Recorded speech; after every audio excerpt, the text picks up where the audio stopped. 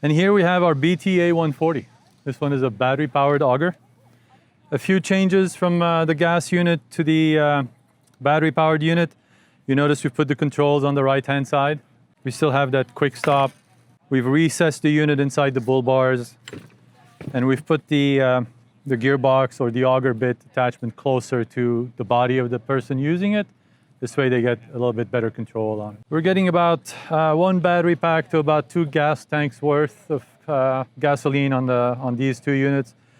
In sandy soil, you can go up to 12 inches diameter. Backward compatible with our batteries, and it's fully compatible with our attachments and extensions. If you already have some bits and bobs and so on, you can still use them. We have 2-inch, 4-inch, 6-inch, 8-inch, 12-inch. And that's just the planning augers. We have ice augers, mixing paddles, wood augers, so on and so forth. By accident, AP300 will get you about 275, 300 holes. AP200 or All Pro 200 will get you about 170, 200 holes. It sounds linear, but it's not. It really depends on the user, the depth, and so on, but on average, that's what we're getting.